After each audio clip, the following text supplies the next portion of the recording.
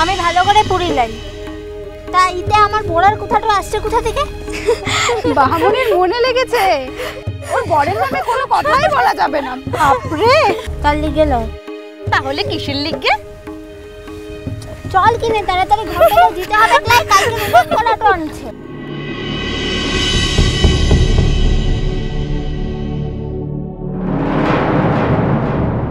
এই বাহামনি, বল কিনে।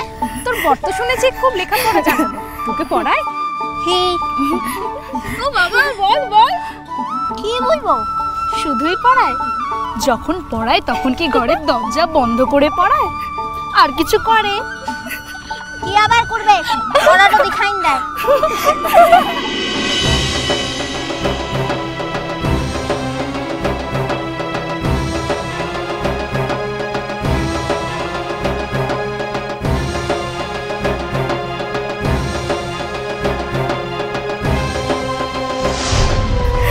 এই বাহামনি, তুই যে কলকাতা থেকে পড়ার জন্য এই পলাশবনিতে এসেছিস, তোর বরের জন্য মন কেমন করে?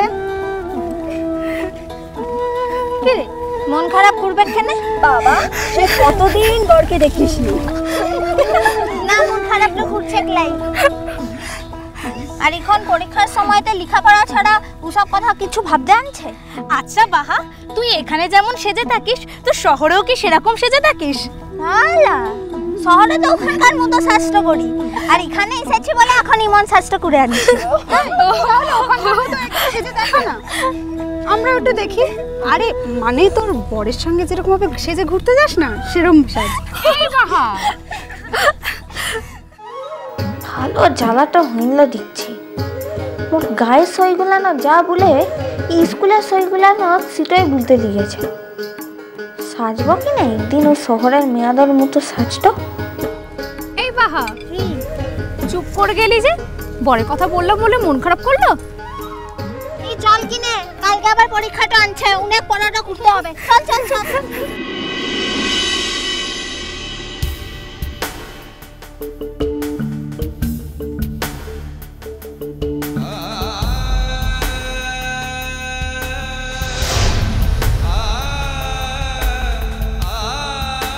বাহার গলা, বাহা কথা বলছে। ওই তো ওই মেয়েগুলোর ভিতর বাহা পরীক্ষা দিয়ে ফিরছে।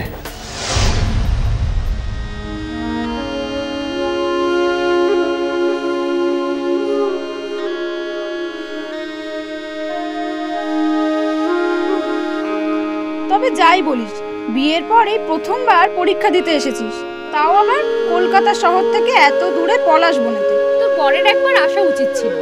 এমন নতুন বউকে কেউ একা ছেড়ে দেয়? আরে আমাদের সর্বাণীর যখন বিয়ে হলো মাধ্যমিক পরীক্ষার আগে, তখন মনে নেই ওর বর ওকে বর্ধমান থেকে নিয়ে এসেছিল?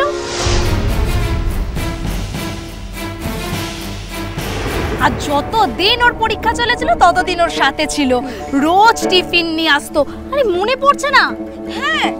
এই বাহ, কি রে, তুই যে তোর বড় শ্বশুরবাড়ি নিয়ে এত গুণগান করিস, কই তোর বরটা ঘুরে এলো না? কি রে? শুন কিনে, মোর বরটা তো আর সর্বাণীর বরটার মতো লয়। মোর বরটা অনেক লামি দামে মানুষটা আনছে, ওকে পুরো দেশটা চালাইতে হয় রে। যার লিগে পুরো দেশটা বসে থাকে, সে নাকি তার বউয়ের একটু ছোট একটা পরীক্ষার লিগে তার সঙ্গে দীক্ষাটা করতে আসবে। তোদেরও যেমন বুদ্ধিটা লয়।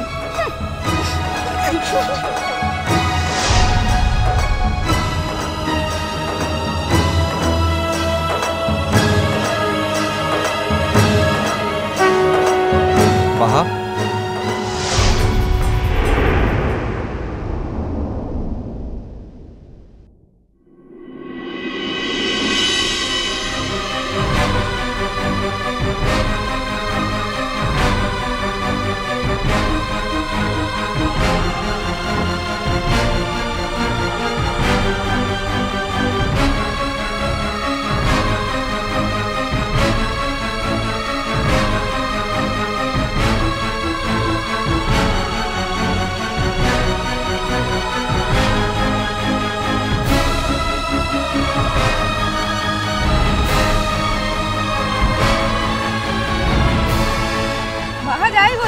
বাহার বর কিন্তু ঠিক এসেছে।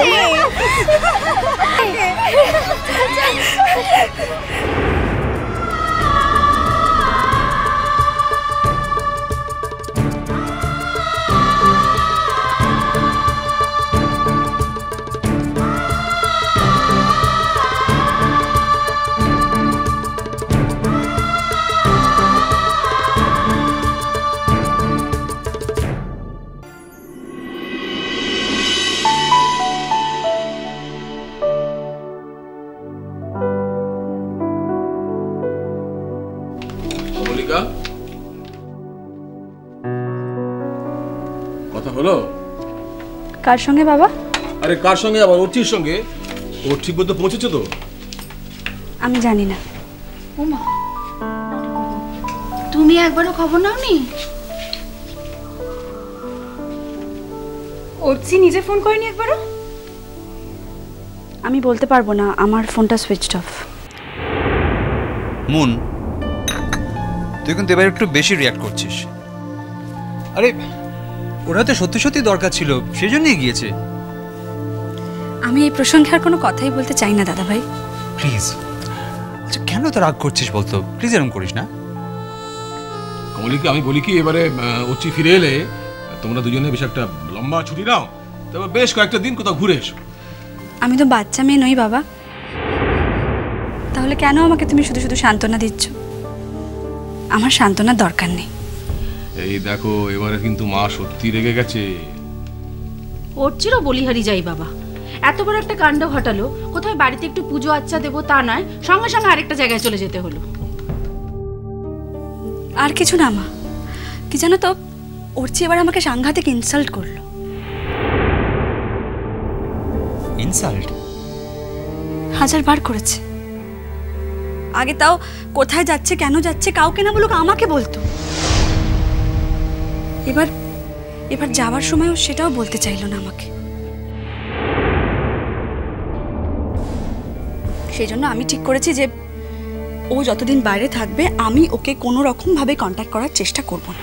এই দেখ, এই তুমি তো আবার এরকম রাগারাগি করলে আমরা তো ওর খবরই পাবো না। এমনিতে তো ও আমাদেরকে ফোনও করবে না, আর আমাদের ফোন করা নিয়ে ওর যথেষ্ট রেস্ট্রিকশন আছে। আমরা ফোন করলে ও বিরক্ত হবে। কেন? তোমাদের ছেলে তোমরা বোঝো না, আমি কি করব বলো?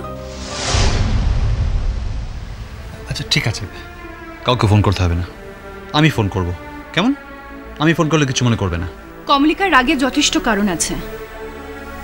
যে ছেলেটা 2 দিন আগে প্রায় প্রাণটাই হারাতে বসেছিল, সে বাড়ি ফিরে এসে 2 দিন ফ্যামিলিকে সময় দেবে না, বউয়ের সঙ্গে কাটাবে না, এটাও কিন্তু বাড়াবাড়ি। তীরটার খানিকটা অংশ কি আমার দিকে এলো? এই যে শোনো, আমি মেনে নিয়েছি বলেই যে সবাই মেনে নেবে তার কিন্তু কোনো মানে নেই। আর কমলিকা যে এভাবে রিয়াক্ট করেছে তাতে আমি অত্যন্ত খুশি হয়েছি। তোমাদের বোঝা উচিত বাইরের জগতের সঙ্গে বাড়িটাকেও দেখা দরকার। সেই জন্য নয় গো কাকিমণি, প্রথম দিন থেকে ফ্রম দ্য ডে 1 আমি অ্যাডজাস্ট করছি, সব সময় আমি অ্যাডজাস্ট করেছি।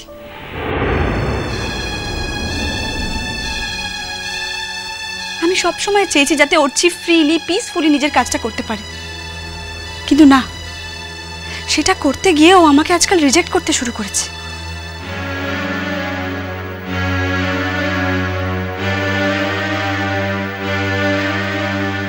বিশ্বাস করো বাবা, বিশ্বাস করো দাদা ভাই, ও জামশেদপুর গেছে বলে কিন্তু আমার কোনো প্রবলেম নেই, আমি সেই জন্য রিয়াক্ট করছি না। আমি রিয়াক্ট করছি এটা ভেবে যে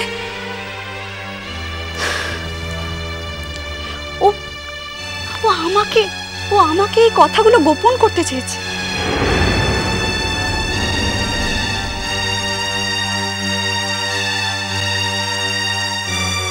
কিভাবে ও অপমান করতে পারলো আমাকে? কমলিকা, তুমি বোধহয় ব্যাপারটাকে একটু বেশি সিরিয়াসলি নিচ্ছ। তুমি দেখলে তো, ও তো দাদাকেও বলতে চাইছিল না। তোমরা অভ্যস্ত হয়ে গেছো বাবা, আমি নই।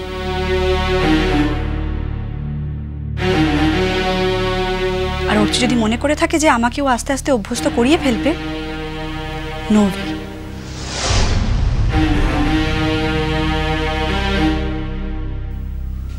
আমি কিন্তু প্রোটেস্ট করবই। আচ্ছা ঠিক আছে, অর্চি ফিরুক। অর্চি ফিরলে এবার অর্চিকে নিয়ে বসে একটা জোরদার মিটিং করে সিদ্ধান্ত নেওয়া যাবে। আই এম নট জোকিং দাদা ভাই। কাম অন মন, আরে আমিও জোক করছি না। ঠিক আছে, আমি জোক করছি, আই এম ভেরি সিরিয়াস। হ্যাঁ না, আপাতত অর্চিকে ফোন করে দেখা যাক। দাঁড়াও, কোথাও যাবে না। অর্চির সঙ্গে কথা বলবে না সে ঠিক আছে, কিন্তু তোমাকে এইভাবে তো এখান থেকে চলে যেতে দেব না। চুপটি করে দাঁড়াও। আমার খাতা দেখা আছে। থাক। কিরে বাবু, কি হলো? বলছে তো সুইচ অফ। ওমা, সে কি? কেন? তার মানে ও কোথায় আছে সেটা আমাদেরকে সত্যি সত্যি জানাতে চায় না, সেই জন্য ফোনটাকে সুইচ অফ করে রেখেছে আর আমাদের কারোর সাথে কোনো যোগাযোগ করার চেষ্টাও করছে না। কিন্তু কেন, কি এমন অ্যাসাইনমেন্ট? সেটাই তো ছোটকামণি, সেটাই তো আমি জানতে চাই যে কিসের এত গোপনীয়তা ওর। আমি কালই একবার অঞ্জনদাকে ফোন করব।